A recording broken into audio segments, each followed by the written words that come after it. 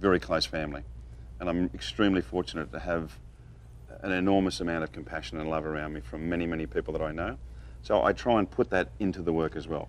And this is just one of those pieces that demonstrates the fact of the mother and the love situation. Wow. And what some of the symbolisms, once again, you have the sun, or that's a moon there. The moon, in a sense, always represents to me as part and parcel of the female form, or, Okay. or the women in our society. And what about some of the circles, triangles? You know, once again, that's just the experience of the painting. It's just literally living the painting. The animals are in there, and as you said, that I've been a very well-known wildlife artist for a long number of years, so I still want to bring that whole idea of that wildlife situation back into my work as well. Now, and a lot of people don't know this. Camera 2 for a second. You said something that I credit you. I didn't just steal the line. I credit you for it. I asked you about passion, and you are one of the most passionate artists I've ever met. But you came here and you stood right about where you are, and you said, Barry, passion without discipline is nothing. Absolutely. And could you expand on that? Because when you mean discipline, it's not normal discipline. I mean, the amount of hours in your painting, I mean, it's not done until it's finished. Doesn't matter how long it takes you, there's a discipline there that most people don't have. It takes a long time. I mean, I work 12, 14 hours a day, and I don't look at it as a labor by any means. But I have met a lot of people through my life that are passionate about an idea. Yeah. And they keep talking about it. You know, you go into a pub, and somebody says, you know what, I could have done that. Yeah. And they never did. Yeah. Because they didn't have the discipline. So passion is only half of the art. It's a discipline to just do it and Yeah. do it. And you were telling us a story yesterday that because you paint and you get so wrapped up in it, you know, after 12, 14, 16 hours of painting, you just walk down the street to the pub or to a restaurant, and a guy came up to you. Yeah, it's there. And he said to you, oh, you're Graeme Stevenson. Well, I did a charity show down there. My mum's involved in palliative care, and I do a lot of charity shows for diabetes, people with terminal cancer that need support, and that's part and parcel of what you do in life, is that if you're not prepared to give back, don't make the journey in the first place. One of the local real estate agents had always seen me in my old tracksuit pants with paint all over them and ratty old shoes and an old shirt torn and a dungy old hat, and I did a charity show, and I had a suit on, and he came up to me and he said, and I had my girlfriend with me, and my girlfriend's an ex-Miss Universe from the 80s. Oh, wow. She's a very, very pretty lady. And he said, you're Graeme Stevenson. And I went, that's right. And he said, this is your work. And I went, that's right. He said, that's your girlfriend. And I said, that's right. He's gone, I've seen you in town. And I went, okay. He said, I thought you were a vagrant. I said, no, I just don't bother to get dressed up when I leave the studio. I mean, I've got a great house. I walk from the house, it's 250 yards. I live in this magnificent little town called Moolumbar, in this magnificent place. That's how you pronounce it on the Yeah, hat. Moolumbar. Yes. And it really is. It's rainforests, these magnificent streams. And I go down to this pub where, you know, really, really down-to-earth people are. And I just sit down and have a beer with them, and we just talk about the local situation. There's no world politics involved. These people are very, very lovely, simple people. Well, now, and one thing I got to bring up, Graeme, I've noticed on some of your paintings, and Jennifer and I and Ash were talking yesterday, you don't know how to paint a nipple. No, you're going to bring that up. On all of your naked nude women, there's a big difference between naked and nude. Yeah. There's no nipple. Yeah.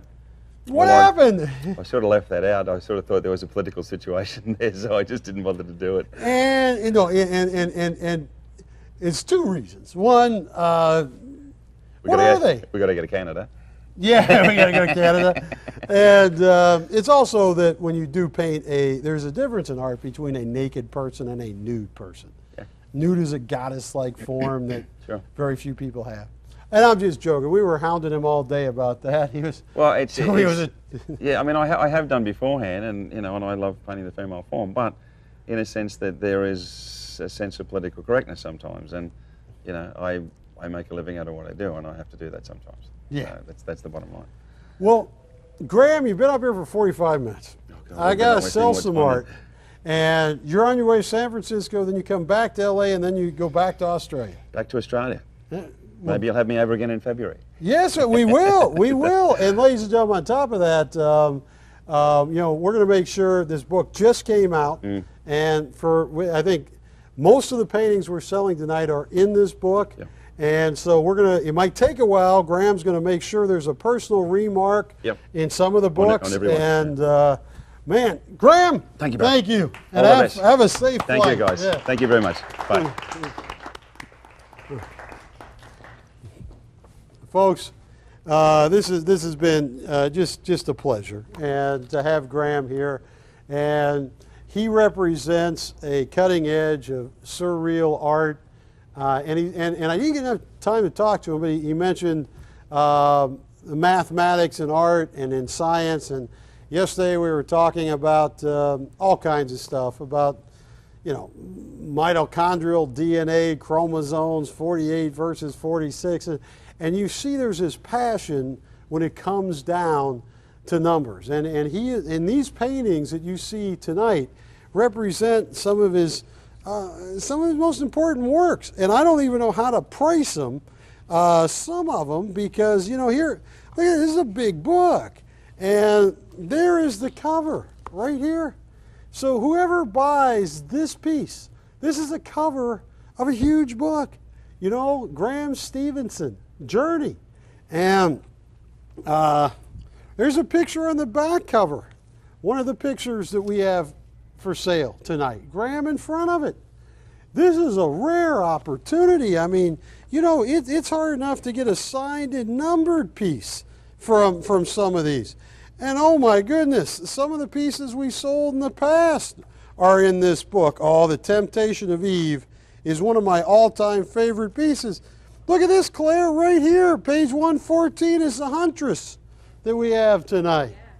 And look, yeah, too hot to handle.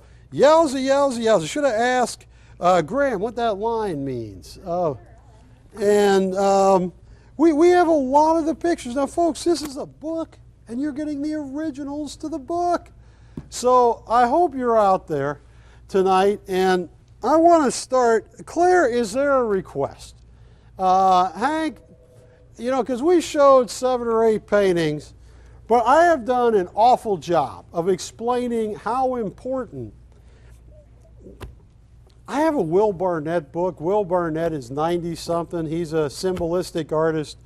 And just to get a silk screen that was on the cover of the book, I had to pay like 3 times more than retail. And so when you talk about having a man who's famous all over the place, his originals, and you know, he could have sold this original on this book. I mean, that would have been 50 grand. I mean, and Claire, let me find what I did with him. But I mean, some of his smaller originals, you know, wildlife pieces here, you know, $9,500. Here's one that, whoa, $14,500.